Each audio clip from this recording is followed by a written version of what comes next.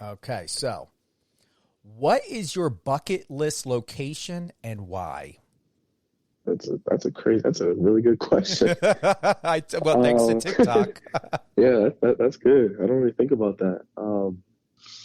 Being in college at North Dakota for 5 years and being a college athlete, you don't get a lot of time to, go to places. So I've actually really wanted to go to Hawaii. I mean, it's still in the United States, but Hawaii actually just sounds super cool. I don't know, just being on the beach or attempting to surf or trying to surf, and just being in that whole other side. Like I've never been to Jamaica. I think when I was 8 years old, and that was like the only time I've been out of the United States. But obviously Hawaii's in the United States, but Hawaii would be great. I'd love to visit Hawaii.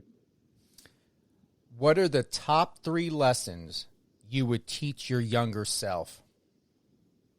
Mm, that's good. That's why I wrote them down. That is good.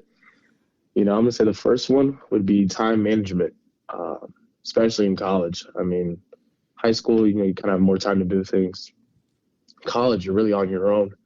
Yeah, of course, you have help and stuff like that, from academic staff and whatever it may be, but you're mostly on your own. So making sure you're doing your coursework. So I'd have a calendar, which I do now and have had in college, but I wish I started that in high school. I have a calendar and I write down everything and just check off whatever I did that day. So throughout that whole week, I get everything I need to do done.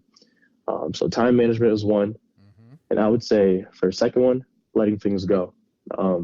When I was younger, probably my freshman year when I was 18, 19, I'd hold on to a lot of things, whether they're negative, most negative things actually. So I'd hold on to them instead of just letting it go and moving on, or I guess football wise, moving on to the next play, you could call it.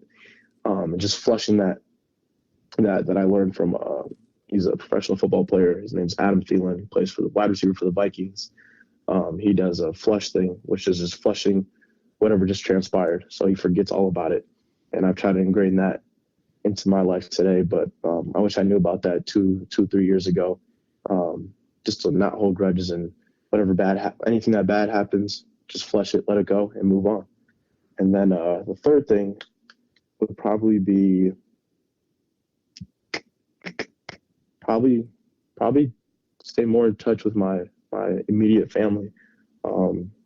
Calling my mom or dad, stepdad, stepmom, brothers and sisters.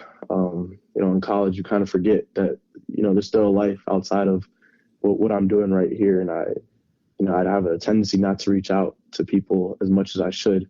They'll always contact me first. And looking back at it, I know how, as you get older, your parents get older too. So I really need to start contacting them more.